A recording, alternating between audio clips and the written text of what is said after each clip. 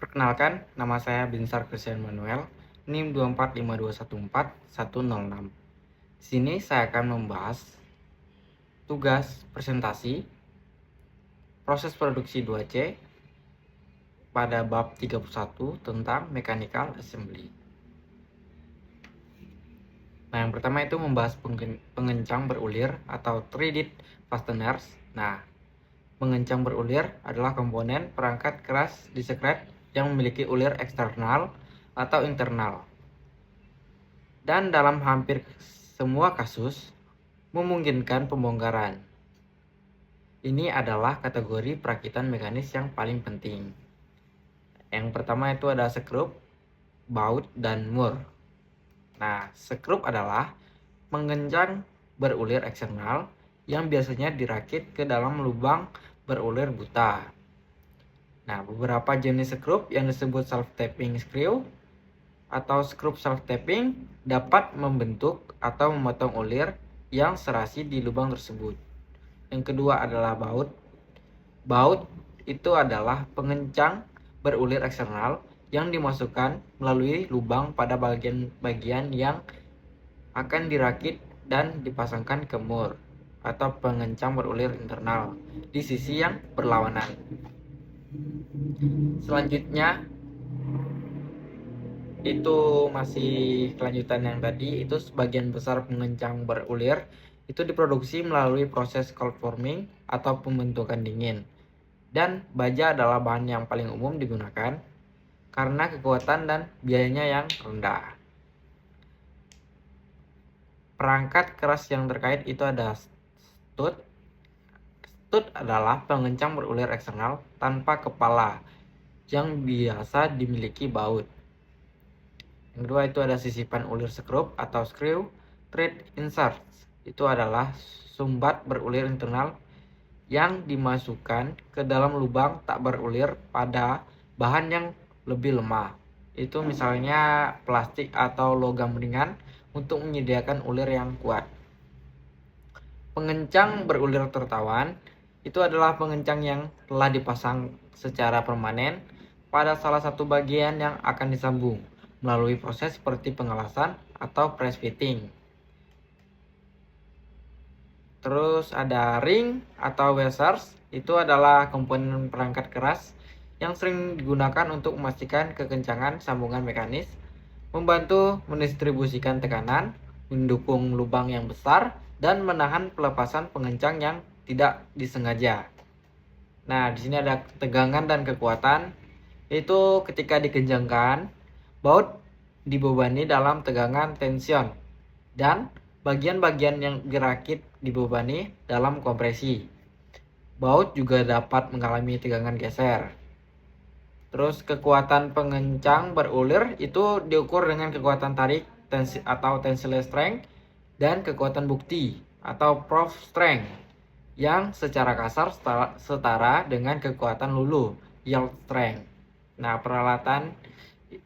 peralatannya ada fungsi dasar peralatan itu adalah untuk memberikan rotasi relatif dan torsi yang memadai untuk mengamankan perakitan.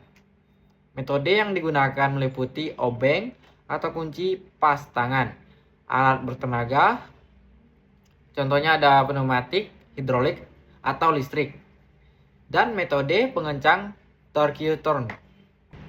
Terus ini ada keling atau reverse dan eyelets. Itu keling itu banyak digunakan untuk mencapai sambungan mekanis permanen. Riveting menawarkan laju produksi tinggi, kesederhanaan, keandalan, dan biaya yang rendah. Meskipun aplikasinya telah menurun, demi pengencang berulir dan pengelasan, rivet adalah proses pengencangan utama di industri pesawat terbang dan antariksa. Nah, kalau pada umumnya biasa kita sebut paku keling, itu contoh sederhananya banyak digunakan pada knalpot kendaraan. Itu ada di contoh gambar sebelah kiri, dan sampingnya itu adalah biasa digunakan untuk pesawat terbang. Yang kedua itu ada eyelet. Nah, eyelet itu adalah pengencang tubular branding tipis dengan flensa di satu ujung. Eyelet itu banyak digunakan sebagai pengganti keling dalam aplikasi tegangan rendah untuk menghemat material, berat, dan biaya. Operasi untuk mengamankan eyelet disebut setting. Nah, kalau eyelet ini sering digunakan pada produksi pakaian. Kita lanjut, itu ada metode perakitan berdasarkan interference fits. Nah, metode ini didasarkan pada interferensi mekanis antara dua bagian yang disatukan. Itu yang pertama ada press fitting. Nah, press fitting adalah metode perakitan di mana pin atau poros dimasukkan ke dalam lubang yang ukurannya sedikit lebih kecil dari pin atau poros tersebut. Yang kedua itu ada shrink atau expansion fits. Itu menggunakan pemuaian termal. Bagian dipanaskan untuk memperbesar ukurannya atau didinginkan untuk mengecilkan ukuran agar dapat dimasukkan ke bagian lain. Dapat menghasilkan rakitan yang pas dan kencang ketika kembali ke suhu sekitar. Yang ketiga ada snap fits.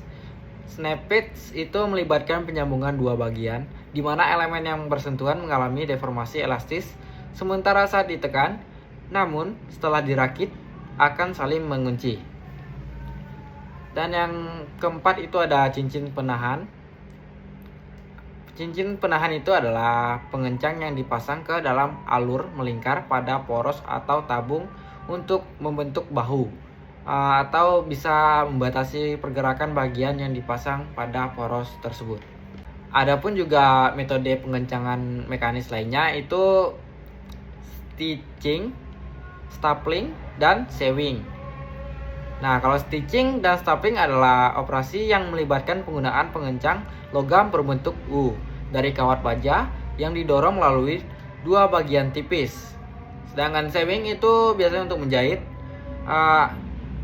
Sewing adalah metode umum untuk bagian yang lunak dan fleksibel seperti kain. Di sini ada metode cutter pins. Nah, kalau cutter pins ini itu adalah pengencang yang dibentuk dari kawat setengah bulat, dimasukkan ke dalam lubang dan kakinya dibelah untuk mengunci rakitan. Selanjutnya itu ada sisipan cetakan atau molding inserts dan pengencang integral. Nah, kalau metode ini itu membentuk sambungan permanen dengan membentuk atau mengubah bentuk salah satu komponen melalui proses manufaktur. Yang pertama itu ada sisipan cetakan. Sisipan cetakan adalah perangkat keras seperti stud berulir atau busing yang dimasukkan ke dalam rongga cetakan sebelum pencetakan atau pengecoran sehingga menjadi tertanam secara permanen. Yang kedua itu ada pengencang integral. Pengencang integral adalah fitur yang dibentuk langsung pada satu bagian untuk mengamankan bagian lain. Contohnya itu ada termasuk lens tabs, embossment, seaming, atau menyambung tepi lembaran logam yang ditekuk. Ada beading, itu deformasi diameter luar ke dalam, dan dimpling. Selanjutnya ini ada desain untuk perakitan atau disingkat jadi DFA, Design for Assembly. Ini DFA ini penting karena operasi perakitan seringkali merupakan biaya tenaga kerja yang tinggi. Nah, prinsip-prinsip DPA adalah yang pertama itu ada merancang produk dengan jumlah bagian yang sedikit mungkin, dan kedua itu ada merancang bagian yang tersisa agar mudah dirakit. Dan prinsip umum DFA meliputi menggunakan jumlah bagian paling sedikit yang mungkin, misalnya dengan menggabungkan fungsi dalam satu bagian. Selanjutnya ada menggunakan pengencang integral daripada pengencang terpisah. Dan yang ketiga itu mengurangi kesulitan orientasi bagian dengan merancang bagian yang simetris. Yang keempat, menghindari bagian-bagian cenderung kusut atau tenggal seperti bagian dengan fitur kait, lubang, atau lekukan. Nah, untuk perakitan otomatis direkomendasikan untuk menggunakan modularity dalam desain produk, di mana setiap modul atau sub rakitan memiliki maksimal 12 atau 13 bagian yang dirancang di sekitar bagian dasar. Langsung saja kesimpulan dari presentasi saya. Pada ringkasan bab 31, itu perakitan mekanis adalah proses mendasar dalam manufaktur untuk menggabungkan bagian-bagian menjadi produk akhir menggunakan pengencang mekanis atau metode sambungan yang mengandalkan gaya mekanis. Dan inti dari perakitan mekanis terletak pada 5 prinsip utama dari metode penggabungan. Yang pertama itu ada pengencang berulir, itu sudah kita bahas sebelumnya.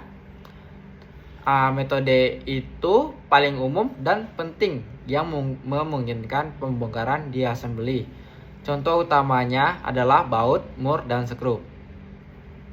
Nah, kesimpulan dari culling atau reverse itu digunakan untuk menciptakan sambungan permanen dengan biaya rendah dan laju produksi yang tinggi. Dan interference fit itu sambungan permanen atau semi permanen yang didasarkan pada gaya gesek dan tekanan yang dihasilkan dari perbedaan ukuran yang disengaja, misalnya press fitting atau shrink fit. Terus ada pengencang integral, itu kesimpulannya sambungan permanen yang dibentuk langsung pada komponen itu sendiri, seperti semming atau fitur cetakan. Dan design for assembly atau DFA tadi, itu kesimpulannya adalah sebuah filosofi desain kritis yang bertujuan mengurangi biaya dan kompleksitas perakitan dengan meminimalkan jumlah komponen dan merancang bagian agar mudah dirakit. Dan yang terakhir itu secara ringkas, semua metode ini bertujuan untuk menghasilkan sambungan yang kuat, andal, dan efisien, baik yang dapat dibongkar maupun yang bersifat permanen, dengan DFA sebagai panduan untuk proses manufaktur yang optimal. Baik, sampai di sini presentasi saya. Terima kasih.